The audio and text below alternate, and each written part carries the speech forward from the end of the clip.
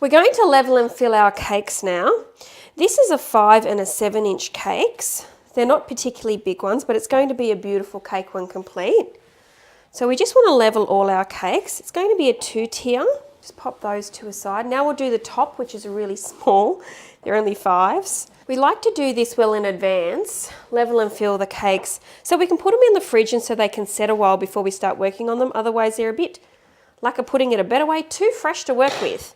So we're going to stick the cakes down on a setup board, just with a little bit of ganache, not a ton. Always like to put them face down. Don't forget to take off your baking paper. Sometimes I like to do this a day in advance. I feel you need to have it at least in the fridge for an hour before you start applying buttercream. Just makes it easier so it doesn't move around. Because we are applying buttercream, I don't like it to go too far out to the edges.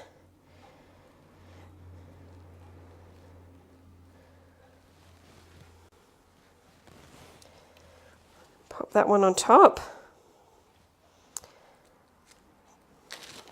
We'll do the same thing to the 5-inch cakes, and then we'll pop it in the fridge. Now we're going to be using this fantastic new product from Bakels. It's their pre-made buttercream. There's a few different ways you can use it. You can just take the lid off and start using it straight away, or what you can do is throw it in the mix master and make it even more fluffy and apply it from your cake from there. So let's get started. We're going to crumb coat our cake. So all we're going to do is crumb coat our cake. Now I don't like to put any icing on the top to start with. I like to put my hand on the top of the cake and just apply the buttercream around the edge. I often have people say to me, why do you need to crumb coat? Well, you don't have to crumb coat. You can apply the buttercream on your cake completely to the finished product. However, if you do crumb coat, it does actually make it easier for you to keep all the crumbs in before you put your top coat of buttercream on. So basically what you're doing is just locking in the crumbs. It does make it easier for when you put your top coat on, so the crumbs don't come through onto the top layer of icing. And once you put your crumb coat on, if you just pop your cake in the fridge for 20 minutes or a little longer, and that sets the buttercream, so when you put your top layer on, no crumbs will come through. So it doesn't need to be a thick layer, just a thin layer. And now I'll put some on the top.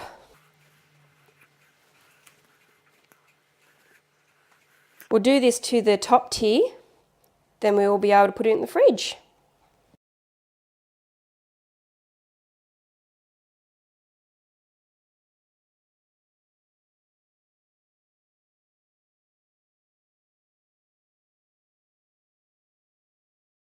We're just applying the top coat of buttercream to our cake. You want to put a thick coat on there because you can actually take some off later if it's too much.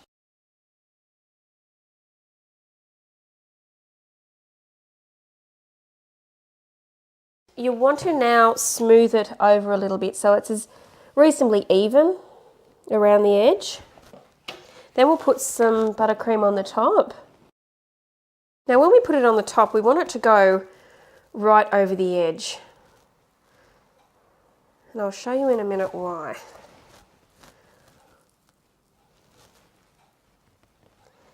If we push the buttercream all the way out, when we smooth it back in a minute, we will be able to achieve a sharper edge. Not that we want it to be too sharp, because this is a rustic cake after all.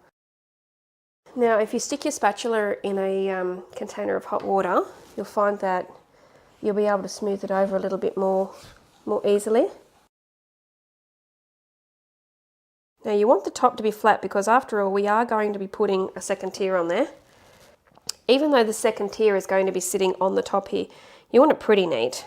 But as you can see here, we need a little bit more buttercream in there.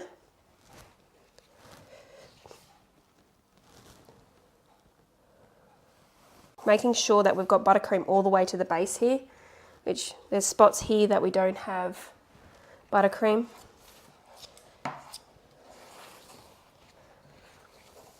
Sometimes it's just a matter of either adding a little bit more or just running a hot spatula around there and any gaps disappear. Now that you've actually got your cake coated, we want to complete the finished effect, and it's going to have a rustic stripe that goes up. So to achieve that, I like to use the smaller spatula, and we just run it upwards. And if you're worried about the spatula not making the marks, you sometimes might need to run it in hot water, and so you're getting a better effect here. Now we're going to put the cake on the cake board, so we're just going to put a little bit of the buttercream on the board, and then we'll lift it up off the mat and pop it on here. If you put the cake on the board and it's not centered, you can actually put the spatula just past the icing and pushing it along on the STD board the cake's sitting on until you get it in the center. These are cake supports, they're food safe plastic. I like to push it in as far as I can, then put my thumb here where it's the top of the cake. Then I pull that out, and where my thumb is where I will cut the tube, the support. And I'll cut 4 because you want it to sit evenly. I always use the first one I cut as a guide, so I don't make each one a different length, which can happen. Just like to put a little bit of icing over the top of those. Then we'll ice the next cake and pop it on the top. Sometimes when you're icing small cakes, they won't stand still for you to ice them. So when they're buttercream, I have a tendency just to get a fork and I hold it in place with a fork. So I'll apply the buttercream like this, and then when I do the top, I'll remove the fork and ice over it.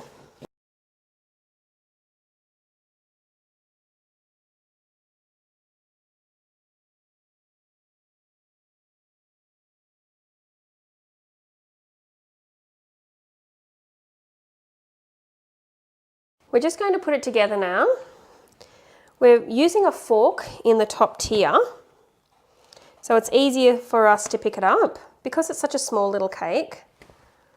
So all we've done is smoothed over the buttercream, held it into place and popped it on. Now if by some chance you do that and you haven't got it centered, just shovel it along a little either way with your spatula. Now as you can see in the top of this, we've got where the fork was. Got a mark where the fork was, so just get a little bit of buttercream, smooth it over, nobody will know. Flowers are going on the top of this cake anyway, so we're not going to worry. We're going to put this cake now in the fridge, and tomorrow, just before the customer comes to collect the cake, we're going to be putting the fresh flowers on. It's morning now, and we're going to apply the flowers to our cake. The really important thing to remember when applying flowers to a cake is to make sure that the flowers aren't directly into the cake itself. The stems need to be covered with a parafilm tape. This is a plastic florist tape, and it creates a barrier between the flowers itself and the cake. When coming the length of stem to insert into your cake, you need to remember a couple of things. One, how heavy is the flower? The flower itself is not a particularly light thing because it's full of water. So what you actually need to do is make sure the length of the stem that you cut is long enough to support the weight of when you insert it into the cake. You also need to cut it at an angle, and if you cut it at an angle here, that means that when you put it in the cake, it's going to be a lot easier to put in.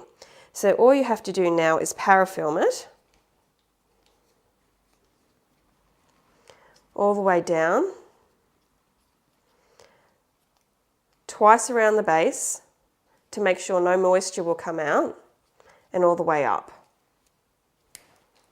And now your flower is ready to insert into your cake.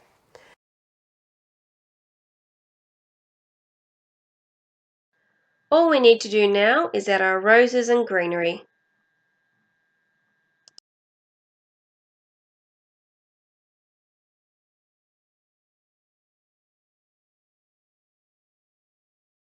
This is our beautiful buttercream and rose cake complete. Thanks for watching. If you'd like to see more videos, make sure you follow us on Facebook and you subscribe to our YouTube channel and click on the little bell on the YouTube channel so you don't miss out on any upcoming videos.